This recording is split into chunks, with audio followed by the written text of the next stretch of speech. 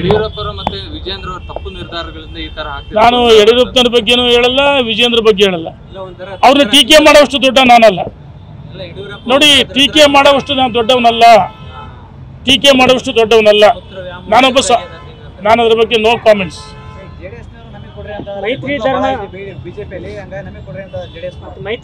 ಅವರ ವೈಯಕ್ತಿಕ ಅಭಿಪ್ರಾಯದ ಅದ್ರ ಬಗ್ಗೆ ನಾನು ಚರ್ಚೆ ಮಾಡಲ್ಲ. ಅವ್ರ ವೈಯಕ್ತಿಕ ಅಭಿಪ್ರಾಯ. ನಮ್ಮ ನಿಲುವಿನಲ್ಲಿ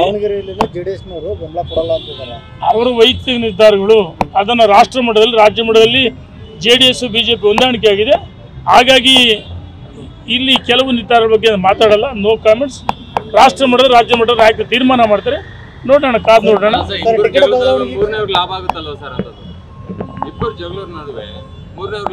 ನಾನು ಹೇಳೋದು, ನಮ್ಮ ಹೋರಾಟ ನರೇಂದ್ರ ಮೋದಿ ಪ್ರಧಾನಮಂತ್ರಿ ಆಗಬೇಕು.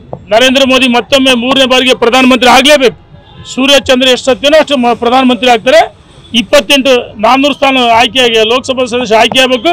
ಕರ್ನಾಟಕದಲ್ಲಿ ಮೈತ್ರಿ ಒಳಗೊಂಡಿದ್ದ 28 ಗೆಲ್ಲಬೇಕು. ದಾವಣಗೆರೆಯನ್ನು ಗೆಲ್ಲಬೇಕಂತ ನಮ್ಮ ಅಪೇಕ್ಷೆ ಇದೆ. ನಾವು ಕೆಲಸ ಮಾಡಿದ್ವಿ. 7 ಲೋಕಸಭೆಗೆ ರವೀಂದ್ರನಾಥ್ ನೋಡಿ, ಭಾರತೀಯ ಜನತಾ ಪಾರ್ಟಿಯಲ್ಲಿ ನಮಗೆ ಸೀನಿಯರ್. 1990ರಿಂದ ನಾವು ನೇಗಿಲ ಒತ್ತರಹಿತ ಅವತ್ತು ಜನತಾ ಪಕ್ಷದಿಂದ ಬಂದಂಥವ್ರು. ಕಾಂಗ್ರೆಸ್ಗೆ ಓಟ್ ಹಾಕಿ ಗೊತ್ತಿಲ್ಲ. ನಮ್ಮ ಬಗ್ಗೆ ಕೆಲವರು ಅಪಪ್ರಚಾರ ಮಾಡ್ತಾರೆ. ಮ್ಯಾಚ್ ಫಿಕ್ಸಿಂಗ್ ಮಾಡ್ಕೊಂಡ್ರೆ ಶ್ಯಾಮ್ನೂರ್ ಜೊತೆ ಹಣ ಕೆಲವರು ಬರಲಿ, ನನಗೆ ಅಷ್ಟಿಷ್ಟು ಆಕ್ರೋಶ ಬರ್ತಲ್ಲ. ಅರೆ BJP ತಾಯಿ ಸಮಾನ ಹೇಳಿದ್ವಿ, ನಮ್ಮನ್ನ ಮ್ಯಾಚ್ ಫಿಕ್ಸಿಂಗ್ ಮಾಡ್ಕೊಂಡ್ರೆ ಹಣಕ್ಕೋಸ್ಕರ ಬುಕ್ ಆಗಿ ನೀರು ಹೇಳ್ತಾರೆ. ಯಾರು ತಾಕತ್ತಿದೆ ಬಹಿರಂಗವಾಗಿ ಯಾವ ದೇವಸ್ಥಾನ ಮಠ ಮಾನ್ಯಗಳಿಗೆ ಬರಲಿ, ನಾವು ಯಾರ ಹತ್ರ ದುಡ್ಡು ಡಿಮ್ಯಾಂಡ್ ಮಾಡ್ತಾರೆ. ಏನು ಇದು ಹುಡುಗಾಟಿಕನ? ಅದರ ಅವಶ್ಯಕತೆ ನಮಗಿಲ್ಲ. ನಮಗೆ ಭಗವಂತ ಕೊಟ್ಟಿದ್ದಾನೆ, ತಂದೆ ತಾಯಿ ಆಶೀರ್ವಾದ, ಜನರ ಆಶೀರ್ವಾದ ನಮಗಿದೆ. ಜನರ ಮಧ್ಯೆ ಬದುಕಿದ್ದೀವಿ. ನಾವು ಯಾರಾದ್ರೂ ಹೋರಾಟ ಮಾಡ್ತೀವಲ್ಲ, ಎಲ್ಲರಿಗೂ ಅವ್ರದ್ದೇ ಆದ ಒಂದು ವೈಯಕ್ತಿಕ ಅವರ ಆದ ವೈಯಕ್ತಿಕ ವ್ಯಾಪಾರ ಇರ್ಬೋದು, ಆಸ್ಪತ್ರೆ ಇರ್ಬೋದು, ಕೈಗಾರಿಕೆ ಅವ್ರವ್ರು ಮಾಡ್ತಾರೆ. ಇದನ್ನು ಕೆಲವರು ಎಲ್ಲ ಒಂದು ಕಡೆ ದುಡ್ಡು ಡಿಮ್ಯಾಂಡ್ ಮಾಡ್ತಾರೆ, ಮ್ಯಾಚ್ ಫಿಕ್ಸಿಂಗ್ ಮಾಡಿಕೊಂಡವ್ರೆ. ಇಲ್ಲ ಯಡಿಯೂರಪ್ಪನವ್ರು ನೋಟಿಸ್ ಕೊಡ್ತೀವಿ ಅಂತ ಹೇಳಿದ್ರೆ ಹೊರಗಡೆ ಹೋಗಲಿ, ಸಸ್ಪೆಂಡ್ ಮಾಡ್ತೀವಿ. ಈ ರೀತಿ ಊಹಾಪೋಹಗಳನ್ನು ನಮ್ಮ ಮೇಲೆ ಸೃಷ್ಟಿ ಮಾಡ್ತಾರೆ. ಇದೆಲ್ಲ ಷಡ್ಯಂತ್ರ ಅಂತ ಹೇಳಕ್ಕೆ ಇಚ್ಛೆ ಪಡ್ತೀವಿ. ನೋಡಿ, ನಮ್ಮ ರೇಣುಕಾಚಾರ್ಯ ಒಬ್ಬ ನಿಲುವಲ್ಲ. ನಾವೆಲ್ಲ ಮೊನ್ನೆ ಏನು ಈಗೆಲ್ಲ 4-5 ಬಾರಿ ಸೇರಿದ್ದೀವಿ, ಮತ್ತು ಸೇರ್ತೀವಿ. ಯಾವಾಗ ಅಂತ ಮಾಧ್ಯಮದ ಮೇಲೆ ಬಹಿರಂಗ ಹೇಳಲ್ಲ, ಸೇರಿ ನಿರ್ಣಯವನ್ನು ಮಾಡ್ತೀವಿ.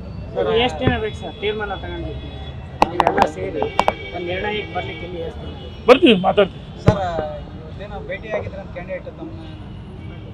ನಿಮ್ಮ ಪಕ್ಷದ ಮಾಜಿ ಸಚಿವರು ಎಲ್ಲರೂ ಬಂದು ಮೀಟ್ ಮಾಡಿ ಸಂಧಾನ ಮಾಡಿದ್ರಂತಲ್ಲ ಸರ್?